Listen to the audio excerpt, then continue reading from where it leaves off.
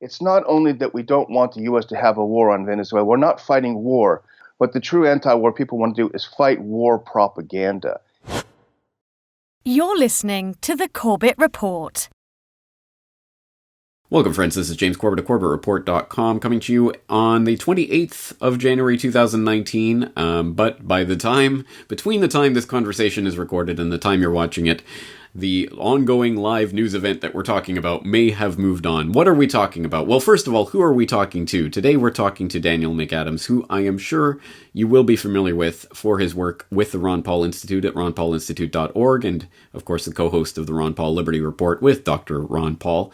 And he is a previous guest on the Corbett Report. If you missed our conversation last year about the State Department's troll farm, I suggest you go back and rewatch that. The link to that will be in the show notes for today's conversation, along with everything else we talk about. Daniel McAdams, thank you once again for joining us. Thanks so much for having me back, James.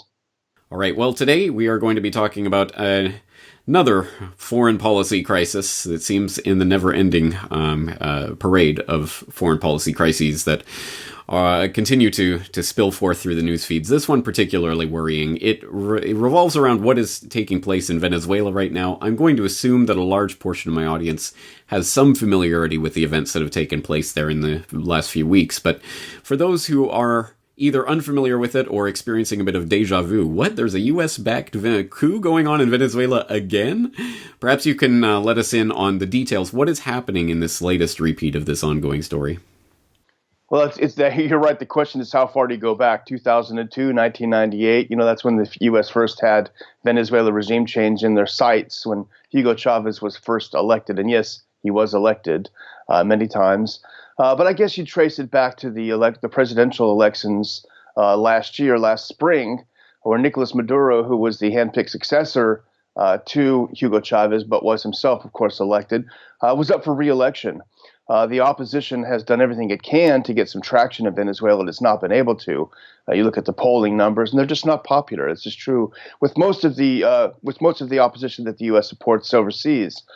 So what do? This is a time-tested thing that they do when they want regime change. The opposition says, "Oh yeah, well we're not going to participate in the elections." So they didn't participate, and so guess what? They didn't get any votes.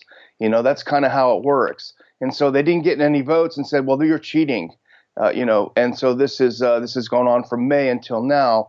What's different is that there had been negotiations. Maduro was just sworn into office a little over a week ago, or about a week ago, which is really sort of what triggered this latest U.S. coup attempt when he was sworn in. But until that point, and particularly in December, there had been negotiations between the government and the opposition. They were trying to work it out. They're trying to work out some kind of a deal. And apparently from news reports, and I think I read a BBC report this morning that said this, maybe it was a different report, that the U.S. intervened with the opposition, which they have been financing, which they have been supporting, which they have been backing, picking, etc. They intervened and said, don't take a deal, don't take a deal. And this is what they did to the Kurds, if you remember, when the Kurds are trying to negotiate with Assad. So they don't take a deal. What do?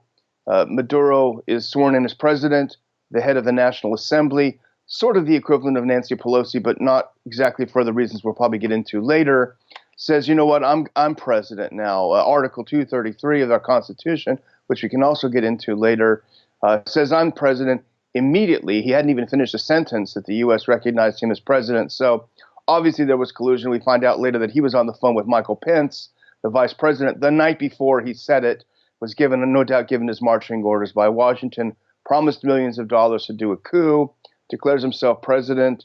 Maduro responds and says, the U.S. embassy is closed here. You're obviously trying to subvert my government. And that's kind of, I guess, where we are now to a degree. That's an excellent summary and a whirlwind, and there's a lot of things that we should pick out from there, one of which just strikes you right in the face. So someone who has never even ran for president in Venezuela is now declaring himself president, essentially, and being backed up by the United States and an increasing list of U.S. allies who are now choosing to recognize interim President Guaido as the leader of Venezuela. How does that happen? On what basis are they attempting to pin the fig leaf of legitimacy of this coup? And that is such a good point, James. Again, he has not received a single vote to be president of Venezuela. No one has voted for him. for this position at all.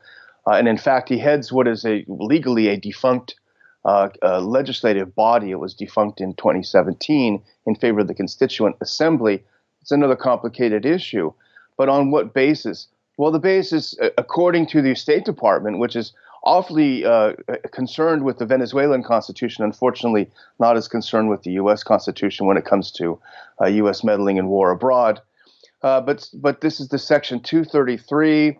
It's very complicated, but essentially what the U.S. has claimed, what Guaido has claimed about 233 is absolutely wrong.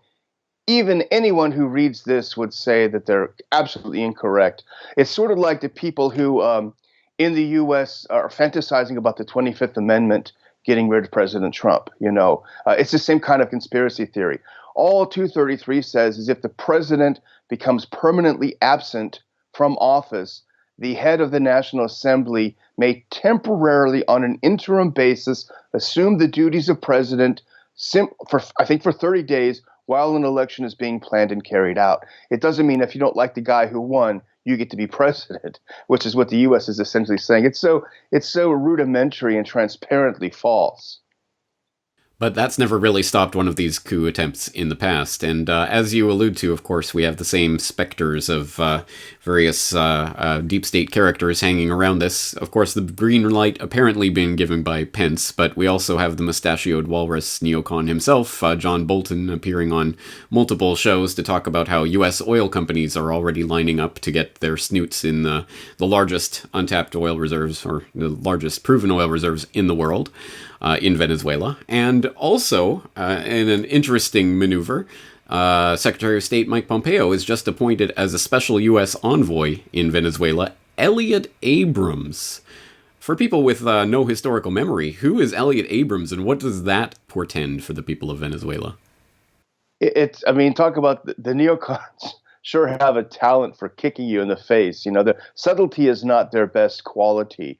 Elliot Abrams was a henchman under President Reagan who was involved in all of the bloody wars, especially places like El Salvador, where thousands of people were murdered by right-wing militias sponsored by the U.S. If there's anyone who has blood on their hands, it's Elliot Abrams. He went on to star in a few other short little mini-series called The Iran-Contra Affair, where he was heavily involved in arming Iran to help his beloved Contras as they ran roughshod through Nicaragua. And then he was convicted, of course. He lied to Congress. He was convicted. President George Herbert Walker Bush pardoned him. And he went on to star in another little mini-series called Iraq War 2.0, where he was one of the prime planners, one of the prime propagandists, one of the prime, it'll be a cakewalk, don't worry, George W. Bush, we got this. This was his thing. This was his baby, along with John Bolton and the other neocons. So a guy with a track record so crappy like this, to all of a sudden be raised to the level of you're the guy in charge of restoring democracy to Venezuela, it really is kind of a sick joke, James. There's no other way to frame that. It's just so in your face, as you say. But again, who could really find this surprising, given the appointment of people like Bolton to the inner circle of Trump's administration, where, of course, there will be the red hat-wearing MAGA crowd that says that Trump is fighting the deep state and they forced him to appoint all these neocons to every single position in his administration. And now, who would have guessed it? They're doing another neocon coup takeover attempt. I think a more realistic assessment was posted up to ronpaulinstitute.org in the last couple of days from Tom Luongo. Trump betrays MAGA over Venezuela, where he situates this in a part of a quite obvious strategy of U.S. imperial energy dominance as a way of attempting to corner the markets and basically get a stranglehold on its competition. I'm not sure it needs to be said, but perhaps you can expand on why is the U.S. so interested in Venezuela? Yeah, I think there are like two sort of parallel things from my reading and thinking about it. One, of course, we know that Venezuela has the largest proven oil reserves in the world, larger than Saudi Arabia. Interestingly enough, it has a particular type of crude, and I'm not an expert, but it has a particular type of crude that needs to be refined in a particular way. And where they do this refining primarily is around Corpus Christi, down here in Texas. And I think some of the refineries are owned by the Koch industries, interestingly enough. So you have this sort of situation where there's a weird symbiosis between Venezuela and the U.S. And despite all sanctions, we still get 7% of our oil from Venezuela. So you'd say that's really a drop in the bucket. But the way world markets go, the way sort of supply chains work, that's actually rather significant. So on one hand, you could say this is just a bald oil grab, a bald resources grab. And I think you wouldn't be entirely correct. But I think that's only one half the coin, James. I think the other part of the coin is this obsession to deny others access to that. So it's not so much that we want their oil, because we got plenty of it. It's coming out our ears. It's everywhere. Just when they said peak oil was happening, they'll find it everywhere on the one hand. But it's about denial. We've already seen the Chinese getting involved. They've got involved in the oil industry. The Russians are interested. Other countries are interested. So it's actually more about denial, I would think, than actually just grabbing that oil, because we sort of already have it in a way. Yeah. Yeah, that's an excellent point, and I'm glad you made that, because a lot of people think that it is just about getting the oil out of the ground. In some cases, it's about keeping it in the ground, depending on what interests are being served. And if you can starve out an enemy that is energy dependent, then much the better. Or if you have leverage over the EU or other places that need that energy, then that's another arrow in the quiver. So let's address the sort of where does this go from here? As people might have heard, there was this order to get the U.S. diplomats, they had to clear out in 72 hours, and there was a standoff. Apparently that's been extended. Now they have 30 days to clear out. But what are the next likely steps? What's happening from here? Well, this is the real question mark. And I think Dr. Paul just put out his column, and where he writes that it's going to be a real pain for Trump. I don't think he's thought it through. He's not should put it this way, he's not a person who deeply reflects about things, I don't think. We've seen, if one thing we've seen consistent through the 2 years of his presidency, he seems to take on board the last person he spoke with. And unfortunately, that means with neocons all around him, he's in a bad neighborhood. He's got a bad crowd he's hanging out with. Where does it go next? Well, the neocons want to accelerate. They want to really bring this to a crisis. Bolton tweeted, I think, just a few hours ago, if Venezuela dares even threaten Guaido, there's going to be serious repercussions, clearly threatening war. The question is, would the U.S. really start a war against Venezuela over this? Right now, perhaps not. But we don't know how they can escalate. We don't know where they can escalate. We saw what they've done in Libya. We saw what they did in Syria. We saw places like Yemen, Honduras. So we know that they control the propaganda machine. James, as you well know better than anyone, the mainstream media is in their back pockets. So they can make anything reality. They can make any lie reality. Next thing you know, Maduro will be spreading Viagra around to his troops, like we heard about Gaddafi. So they can control that narrative. And we, who are trying to put forth a counter narrative of truth, we kind of have our hands tied behind our back. So it's difficult to say. It's a long answer to your short question. I think the neocons intend to escalate. The Democrats in Congress, all of Washington, completely behind the president. All of a sudden, he's not Satan incarnate. He's kind of a pretty good guy, So this is the real danger we face. It's a good point. I don't think even the American public, as war-happy as it can be at times, would be behind this particular military adventure en masse, because there's nothing really precipitating it at this point, but it's always a question of how do you get from A to B, and there's usually a Gulf of Tonkin or something between here and there that could happen, so it's definitely something we have to keep our eyes on. But just to clarify, I'm a little bit confused here, Daniel. This means that Ron Paul Institute and yourself and Dr. Paul are now socialists, and you love President Maduro, and you've changed allegiances here? Exactly. Viva la revolucion. Yeah, well, exactly. Just like we were Saddam lovers, we were Gaddafi apologists. We were, what's the word for Assad? Assad's, I forget the word that they use. Yeah, of course. This is the slur. This is the slime that the pro-war people do for anyone that says, hey, we shouldn't have not only should we not have a war, and this is a big point, James, this is something that I focus on so much. It's not only that we don't want the U.S. to have a war on Venezuela. We're not fighting war. What we want to do with the Ron Paul Institute, what the true anti-war people want to do is fight war propaganda. And that's what we're seeing is war propaganda. And we're seeing it, sadly enough, and maybe we can go into this, and I have to say, sadly enough, from a lot of libertarians. And Tom Luongo, who you mentioned earlier, had such a great line in this piece, and I highly recommend it.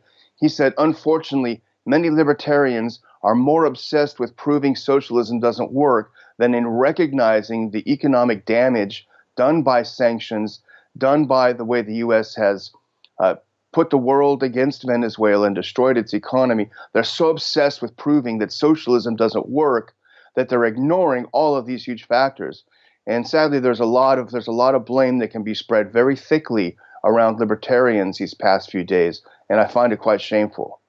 Yeah, there's a lot of single-mindedness when it comes to issues like this, and you're either on this team or you're on that team, and let's choose a side and go with that narrative. And unfortunately, that narrative sometimes leads to war, which I assume is not what people set out to get towards if they're not on the neocon or neoliberal side of the agenda, but unfortunately ends up there if you continue that line of thought unquestioningly. So it's important to put that on the table. But let's confront that war propaganda head on, because there are people suffering in Venezuela that have been deprived because of, well, many things, but including the socialist regime that they've been living under for decades now. There is real want and deprivation going on. There's a lot of people who are genuinely angry at their government. So for people who see that and feel, well, the U.S. should be doing something, what would be the response to that? The U.S. shouldn't have sanctioned them for 20 years. That's simple. Do business with them, engage with them, show the superiority of our system, what we believe is the superiority of our system, by demonstrating it, not by being isolationist, by trying to isolate a country who doesn't play ball. And I'm not a conspiracy theorist, I'm a conspiracy factist. And it is a fact that when Maduro said we're going to stop trading oil in dollars, a lot of people said, uh-oh, that's what Gaddafi did, and that's what Saddam did. So don't isolate countries like this just because the leaders don't play the ball the way you like. And the thing that really bothers me, James, is that all of a sudden now there are millions of new Venezuela experts in America, and many of them could not point Venezuela out on a map, 5 days ago. So, and everyone has to have this disclaimer. Well, I know it's probably worse than North Korea, but the U.S. government shouldn't get involved.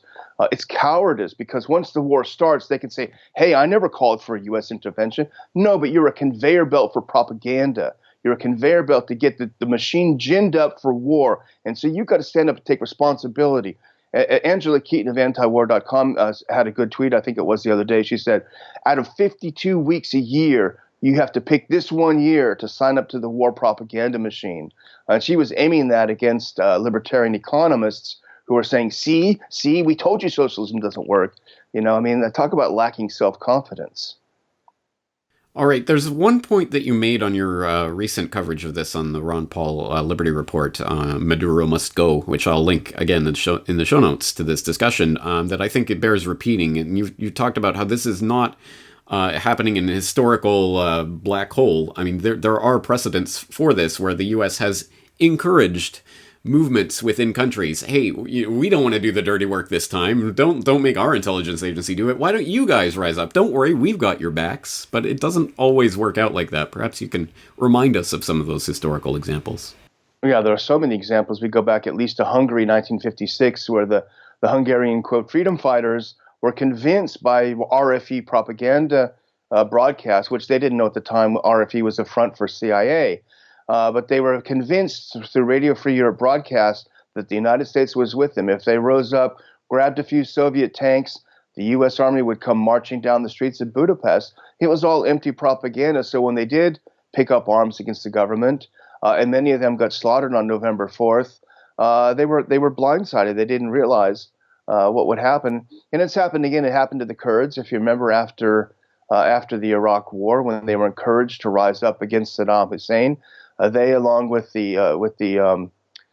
some of the Arabs there, were slaughtered by Saddam. They had all the encouragement from the U.S. It happens over and over again. We got your back. Go ahead, rise up, overthrow your government. Oh, we didn't mean we were going to get involved. Here, want some money? Yes, sadly, there are a lot of historical parallels to what's developing right now, and all of them are on the negative. If there's an example of U.S. imperial interventionism in the past century that's ever worked or ever been successful, I don't know it. Perhaps you do. No, I mean, we should shut up if there was an example. I'd like to see it, though, if we ever made it a better place. even marginally better. As we mentioned I mentioned in an email I sent out to our subscribers, 5 years after Ukrainians were promised a Switzerland-like economy, or at the very least, a sort of Central European economy, if they only rose up against this horrible pro-Russian thug. 5 years later, they can't even get hot water. Things get worse after these, and that's what really annoys me about smug Americans who sit there saying, yeah, we should change that regime. That's socialism. It's really bad. Everyone's miserable. They're going to be 12 times more miserable. People don't understand what I've been in revolutions. I've seen what they're like on the ground. Revolutions are total social dislocations, economic dislocations. They destroy economies. They destroy people's lives. They're not good things. For Americans to romanticize about this is really irresponsible and foolish. Yes, maybe some changes need to happen there. They should be organic changes that happen over a period of time. Revolutions are always bad for the most part. It's something definitely worth keeping in mind. And finally, today, let's just reflect on the irony, shall we call it? Perhaps there are more colorful words for it, that a country, or at least a Beltway insider clique that has spent the last 2 years going absolutely berserk over the possibility that the Russians, the evil dastardly Russians, have undermined the U.S. democratic system entirely with their hundreds of dollars of Facebook ads, is now unironically advocating for direct interference in another democracy to install someone who was not elected in any election. Perhaps you can just set the story straight there, because it doesn't seem to make sense to me. I mean, the hypocrisy is so thick that if you slathered it on a piece of toast, you'd get diabetes. It is so repulsive. But what's even more repulsive is how Washington doesn't blink an eye. What, you mean we can't name who we want to run a government? The U.S., even places like Russia, the U.S. believes it should have the right. No, Navalny's the guy. What about in Ukraine? Yats the guy. This is what Victoria Nuland said. The arrogance.